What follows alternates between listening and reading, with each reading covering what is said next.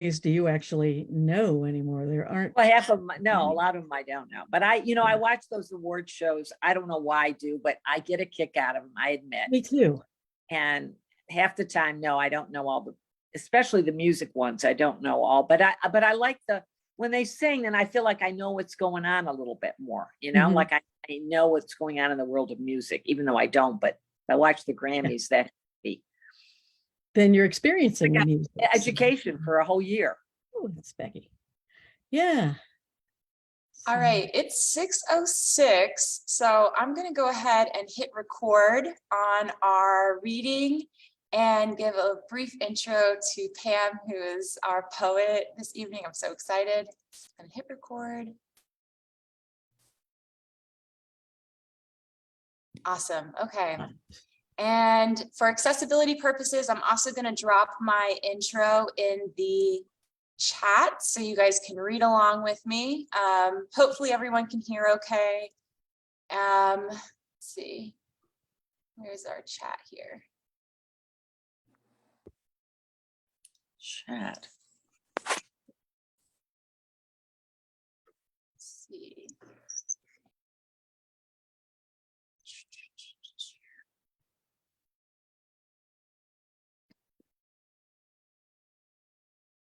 There it is. Oh, all right.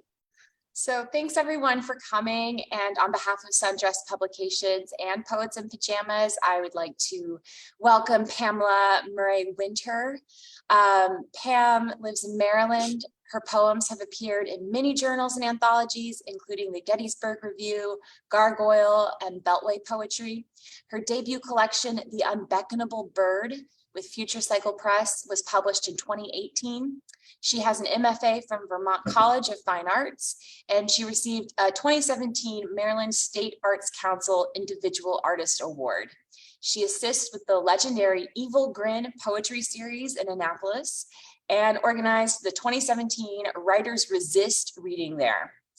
And she hates writing about herself in first person. So Pam, thank you again so much for reading. I am thrilled that you could join the Poets in Pajamas lineup. And so everyone knows, this is going to be about a 15, 20-ish minute reading, and it'll be followed by a QA at the end. So if you have questions, feel free to save them till the end, or you can type them in the chat. I'll be moderating and checking the chat for any questions. And if you do need a written copy of Pam's poems for accessibility purposes, you can send an email to poetsinpajamas@gmail.com. And thank you so much. And Pam, I'll let you take it away. Great, thank you. Yeah, I love that you're making the poems available to people. I know that people sometimes try and screen share and that kind of thing, and it's not always as workable as making them available elsewhere, but it's important to do that. Yeah, I don't know who's going to have any questions for me later, because these people know more about me than I do about myself, I think.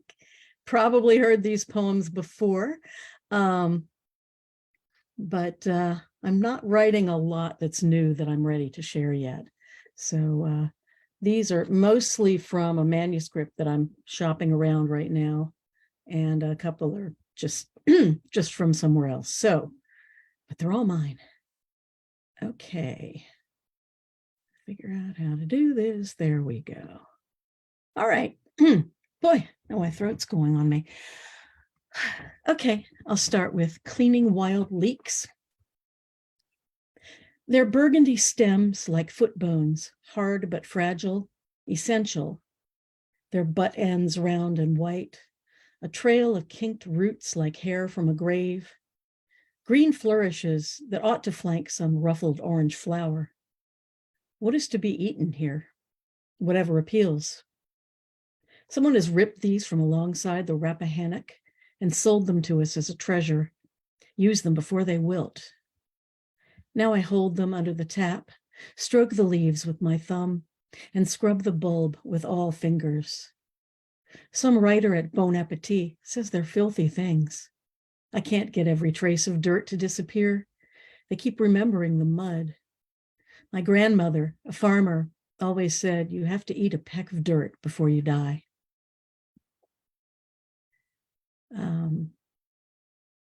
I seem to write about food a lot lately. I don't know why that is. This is one from the Unbeckonable Bird, and it's called the Sylvia Plath Tattoo. The Sylvia Plath tattoo is a curious cat or somebody's idea of a bell jar. Occasionally it's flowers. Sometimes it eats men like air. Its umbrella, its kettle, it breaks from the box or the mind. It's a portrait too pale, insipid blonde in an Alice band, made grave by the frame some other inker chose. It's a bone fragment, a smear of blood or ink, an elbow, an eye, half a line, 4 pearls, a handful of dactyls, a wisdom tooth, a dried out, blued out petal, remembering the tulip. Always it says, like you, like any scar, I am. Wine in July in 1999. The best time I've had with a bottle. The Cabernet inside my bag on the platform at Guildford. That moment I realized no one in the world, no one who cared about me, knew where I was. So I could be anyone, including a woman who drinks. An expert, not some lush, someone aspirationally European, raised to know wine and trains and how to keep her head even when alone. 25 minutes of another tipsy life interrupting mine. A mild mind on a mild day in England. Red works no matter the weather. These days I always travel with an opener. I buy them along the way. I seldom drink. Oh, look, 2020. I seldom travel, come to think. I'm a European now, as European as Bowie, Maryland, as European as I was in Guildford. On the way from an old place to an old place, on the way from a new place to an old place, on the way to a hoped-out release, a hoped-for release, a way out. Wow, I kind of made that one up as I go along. I kept making mistakes, but yeah, I used to be a music reviewer, and I traveled around England a good bit, and was just delighted by the decadence of having a bottle of wine in my bag in Guildford and, swigging from it on the platform. Good thing I didn't get arrested. Speaking of music, the next poem is based on a video I saw on YouTube. Deep Purple at the Playboy Mansion, October 1968. It blew my mind. I wrote 2 poems about it, and this is one of them. It's called Hush. Next life, I want to be a man, so I don't have to sit with my back to the band as they make it rain music on the club. My body, my instrument, my hair, my rain. I found an old list of ambitions. At 13, I wanted to play electric. I don't remember this. Deep Purple and Hefner say, I get to be tambourine, a scatter of rhythm even an idiot can play. See her on the screen? Did I want to be in a lighted box, seize up in the dark like that whirl of arms, abdomen, whipped brunette? At 13, I had the hair, the tits, the hunger. I sang. I wanted to be electric. And then I heard boyfriend and hush. Stop the video at 5:08. For a second, she has a face.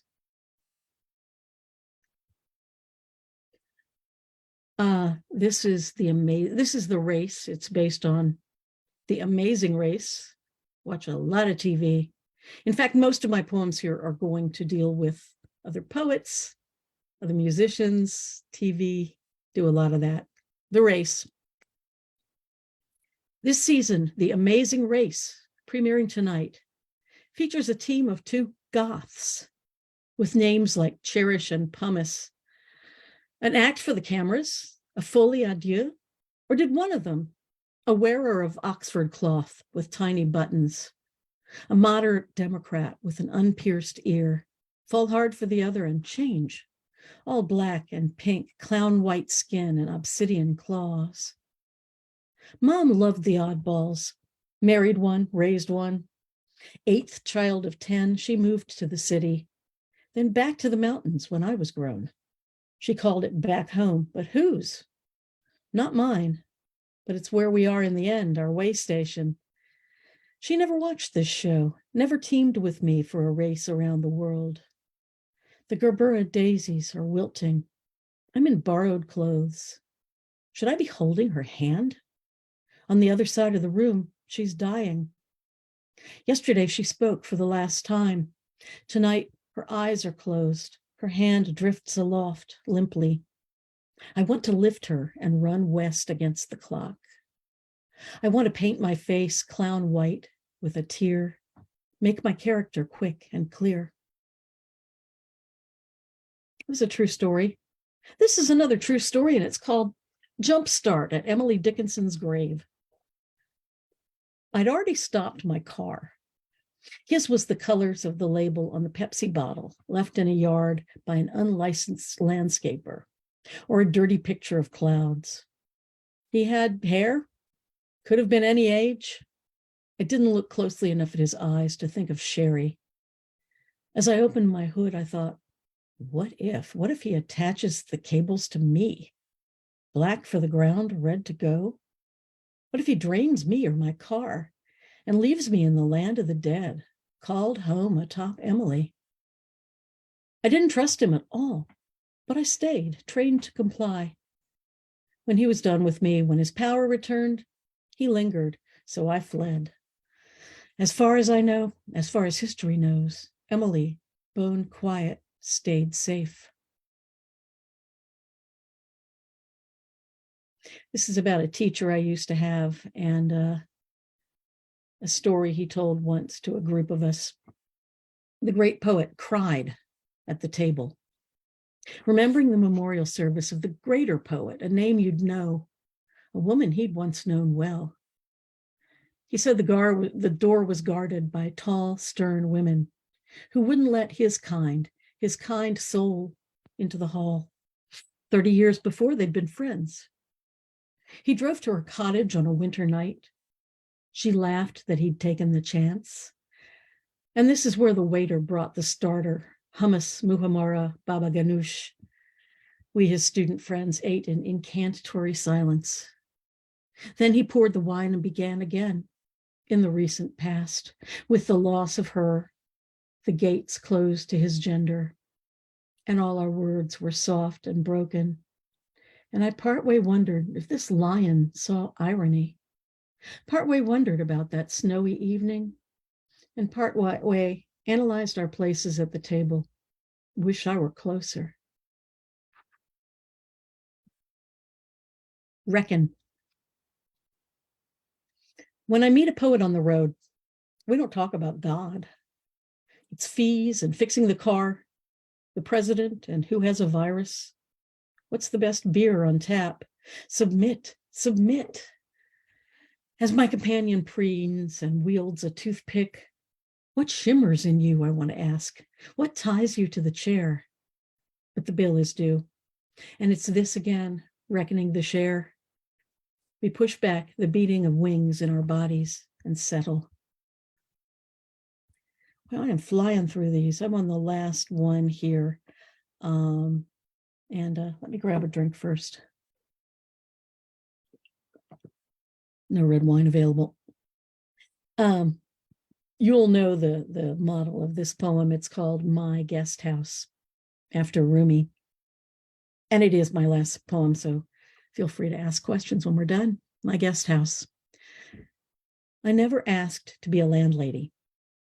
Every day, another flock of stories on the stoop, another timer, hiccup, migraine, another sack around the neck. Even ecstasy is exhausting.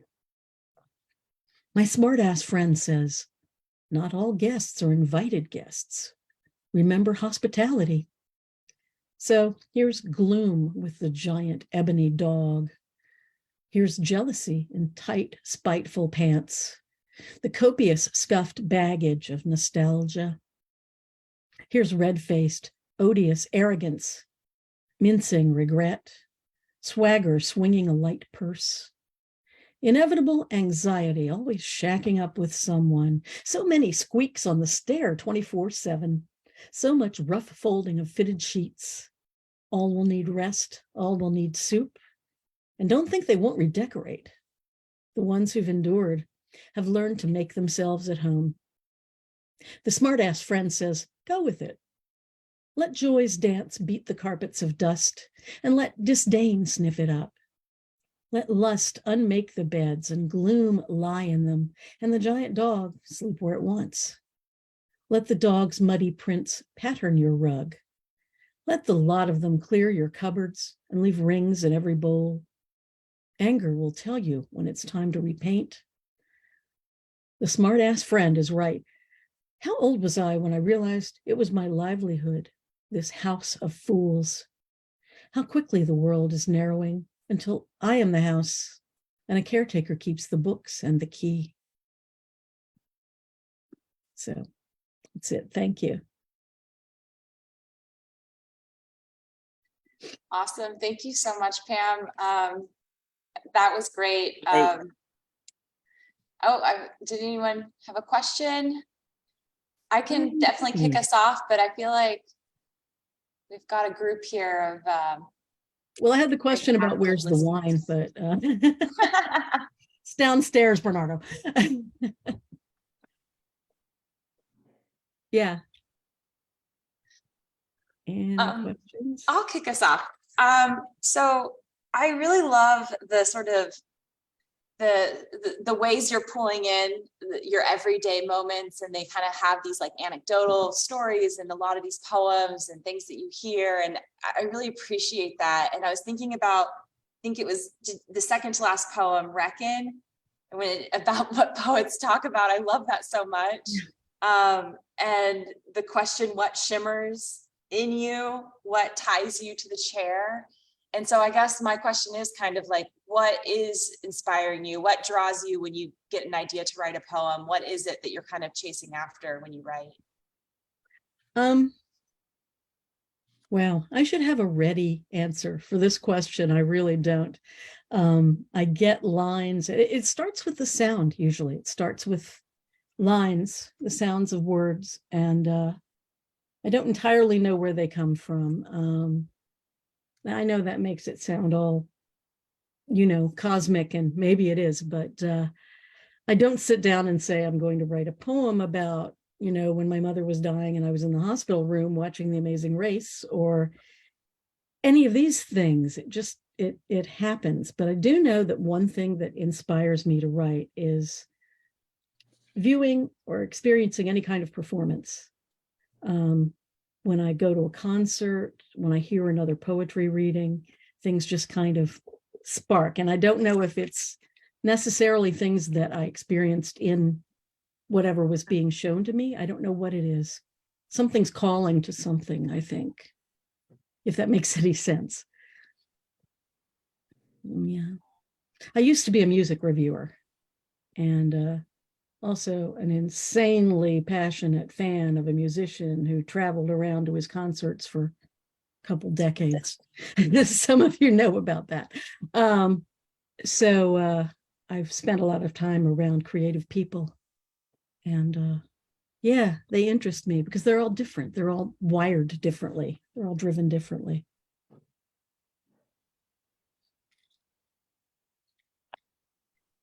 Yes. I see a question in the chat here. Oh, Rebecca, sorry, I'll let you ask and then we'll go. Sorry, I was like raising my hand. Hi, Pam. Hi, good to see you. I'm so happy to see you and hear you. Yeah, I'm interested in what you were just talking about. And I feel like maybe it's that like you get in the creative zone or something. It's similar to like when you read books and maybe it makes you want to write, but something about hearing music or hearing words. Anyway, I was going to ask about the Sylvia Plath tattoo poem. Oh yeah. Similarly to the other question that was kind of about like, how does it happen for you? She's one of my favorites, and she's someone who for me has made me want to write. And I was curious how, like, if you could unpack that poem a little bit. Like I was hearing things like tulips and I can't even think of another one right now, but like lots of like sort of allusions to her work. And I wondered if that came out of like deeply reading her at a certain point where all the words were there, or did you go like scavenger hunting through her work for lines that you wanted to use, or a little of both? I think I had what Sylvia Plath knowledge I have before I wrote that poem. And it was inspired, its immediate inspiration was by a Tumblr called Sylvia Plath Inc. And it's just all of these pictures of tattoos people have gotten that are based on Sylvia Plath poems, which I just thought was fascinating. And I guess it has to do with artists inspiring artists and artists wanting a piece of the art of their own.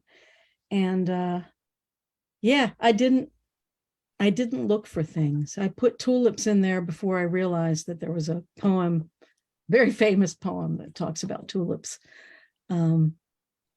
You know, I must have revised it at some point, but it really feels to me like a poem that kind of came all at once from what I already knew, and then from just this immediate impetus of seeing something that made me write about it, which is unusual because as you've intuited, or as I've implied, I seem to be very driven by sound, by music and that kind of thing.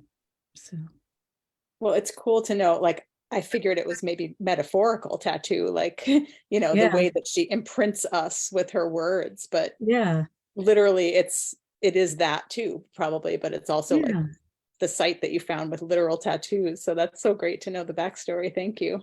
Yeah, and so many of them are so so not good. That's not very kind, but you know, people want a piece of it, but it's never going to live up to what they want. I don't know. It still makes me happy that people will tattoo poetry on themselves. So looks like there are a couple of other questions in the thing here. Donald Illich wants to know how long it takes me to finish a typical poem. And it's another question I don't have a good answer for because they seem, most of mine are pretty quick, and which may mean they're not finished enough. I go through a couple of revisions, maybe a few more than that. I do have a few, and I'm sure everybody does have the white whales that they've been working on for decades even. But most of those have gone by the wayside for me lately. And I just kind of get in a groove, in a zone. I'm in a couple of projects that involve writing a poem a day right now. So maybe that's one of the reasons that I'm moving quickly. But yeah. Which is sort of like what Vashti Klein asks over here. Does it seem like your poems write themselves once the first line comes from wherever it comes from? A little bit. And it's not always the first line I get, but I can kind of see on the page a lot of the time where, you know, I can hear something and know that I'm hearing a poem that's a word that's going to be a line that's going to be the last line or something like that. I can almost see the shape of the poem on the page. I had intended to include a poem about an old teacher of mine who had all these very strong ideas about the shape of a poem on a page. He'd actually put a ruler down. I heard, it never happened to me, but other people told me that he'd put a ruler down on your poem and go, nope, shouldn't go any farther than that, you know. And he liked symmetrical stanzas. He had a theory that the bottom of the page was heavier than the top of the page. And I never quite knew what he meant by that. But even though I'm not somebody who sticks to rigorous rules, I found those guidelines interesting. And when I don't know what else to do, I default to them. So, yeah. Bernardo, did you have a question? Yes, my question is, I am in the process of completing a manuscript, and I've been studying other writers. I was wondering, how do you choose the poems for your book? Is it Oh. about a single idea? Do you have a frame of mind about what kind of poems you want, or do you choose poem from a particular time frame so that everything is connected? How do you do it? It's awkward at first because it takes so many poems, and I find myself collecting up poems that I think are good enough, whatever that means. And, sitting on the corner of my king-sized bed and putting them in little stacks everywhere. I'm sure there's some brilliant way to do it online, but I don't know the way. But as I go through them and look for what I think is working or what I don't think is working, I often see connections. I suppose I could sit down to write a book or to compile a book about, for example, poems about my parents, which I have a lot of. But I start to see things as I read my own poems over and over, and try and see how they connect to each other, not in really strong ways, but just inferences, feelings. I don't know. I've published only one book, and the publisher didn't move a lot of things around, so I must have had a good sense of it. But yeah, I don't know how I was very lucky to have Donald Illich here. And again, I did this in the reading I did earlier. I'm pointing at the screen as if you can see where I'm pointing. Don reviewed my poem, and I had my manuscript, and I had a few other people read it so I could get some feedback on it once I felt it was ready to go. But gosh, I don't know exactly how it works. If any of the other writers here have good guidance on it, I'd be happy to hear it. I have two follow-ups. I said somebody had the question, but real quick, did you choose a certain amount of poem, and did your education with the fine arts education prepare you to do the book? Second question, yeah, it gave me a lot more confidence in terms of what I was doing.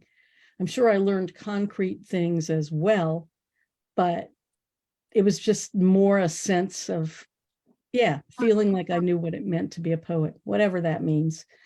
I usually have submitted to contests, and they often want a certain number of pages, say 40 to 60 pages or something like that, or 40 to 60 poems.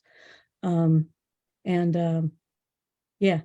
find that I run short. I usually don't have too many poems, I have not enough. So I've let that determine what I'm doing, but I've gotten really interested in chapbooks recently, much shorter collections and often themed collections. And I'm working on a couple of those right now as well. Somebody asked me if I self-published. No, there's a publisher called FutureCycle Press that I found because another of my friends had published a book there. And they did a great job with my first book. Not sure what else to say about those things. I see Bernardo says he sees the last line too. Yeah.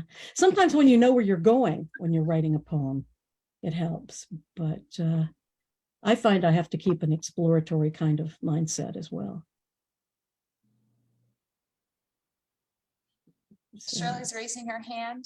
Do you have a question, Shirley? I have to apologize. I'm doing this on my phone, and I'm just now figuring it out. I just now figured out how to raise my hand. I mean, on my laptop, I can do it. So Pam, first of all, I want to say, you're the only other person I know who has written a poem about leaks. I have also written a leak poem, and this is another connection we have. So my question is actually about, let me say one more thing. I love that you read your selection tonight. Somehow you worked in Sylvia Plath, Emily Dickinson, and the Playboy Mansion. And that was and leaks. I mean, that was brilliant. So my question is about questions. I was talking in a group today about this. When you, I know in the Wild Leak poem, you had a question, you asked a question. I think you had some questions in that Reckon poem.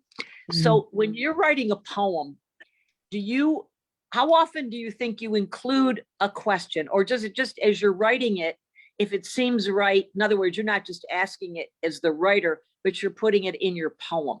Do you use questions that often in a poem, or how do you work them in? Does that make any sense? I don't know. I guess yeah, it does. I'm inclined to use questions a lot, and in fact, I sometimes worry that it's a crutch. And one thing I will do is, well, I do switch statements and questions back and forth sometimes, because sometimes I really want to say something, but I'm afraid to say it. So I'm making it a question, that sort of thing. So I try and catch myself in some of those things. Yeah, I'm not afraid of questions, I think. I see. Don's been told to avoid questions in his poems. Yeah, it's easy to do too many. But yeah, I think it's good to be open. So I thought I saw another question. Take my hand down. Oh, do I ever turn my poems into songs? No, I do not. I have tried and tried and tried to write songs. You would think I would love it. You would think I would take to it. I've worked in a lot of folk music, so that's really, a singer-songwriter, really well-constructed songs. And what I find when I try and write songs is that I feel like I'm compromising myself. I feel like there's some part of me that thinks, well, if this were better, it would be a poem. And, it's not good enough for a poem, so I'll make it a song. And that is not the way I normally feel about songs, but it's clearly the way I feel about my songs. I can't get past the idea of being, a poet versus a songwriter. Lynn, who's also here, now I'm calling people out because I know pretty much everyone here. I know Lynn from songwriting circles, and she's a very fine songwriter, but yeah. I was thinking of Lucinda Williams had a story. She went to her father, who was a poet, and kept resenting the things that he'd written. And he kept saying, well, that's sort of more like a song. Yeah. And, I mean, she did okay with her song. Yeah. I think you might be onto something. It's like songs are kind of like bad poems. Well, not necessarily. Songs have either the gift or the burden of having to, having a melody or something that they have to connect to, or that helps build them. I'd love to comment a little on that. Only I kind of agree, but I kind of disagree too, in that, I know exactly what you're talking about, because song seems like a very simple poem. But you go back and listen to some of the things that the Beatles literally were doing, the vast array of things that they did, that some of which were really kind of complicated. And an interesting, I am the walrus. I think we're worthy of being poetry. Oh yeah. As well, but I know what you're saying. Yeah. That Beatles documentary that came out in the relatively recent past, you can watch during the formation of the album, where McCartney is always in the background and he's twiddling little songs and he's making up things, and I can see his creative process. It just really excites me to see that in someone else. What's really been interesting me lately is stand-up comedy. Actually, when I was in grad school, that was my second choice, Rebecca, for my graduate lecture. I was going to do something about how comedians and poets, the links between them in terms of rhythm and repetition and tone. I haven't fully worked that out yet, but so I'm reading a lot about comedy. So. Well, unless we have any more questions, we can wrap it up for tonight, but this has been really great. Everyone's conversation and questions I really enjoyed, and Pam, thank you again. Thank you everyone for coming to this. I'm going to drop the details for the next and last poet in the season for Poets in Pajamas for this year. That will be Crystal D. Mayo, later this month. So please join us again. We'll be on Zoom and we'll be streaming it on Facebook Live as well. And again, this has just been amazing. Thank you so much. Delightful. Thank you. Thank you. Thank you all for coming. So many creative people here. Nice to It's see great. Thanks for having me. Have a good night, everyone. Thanks. It was great. Thank you so much. Thank See you. ya.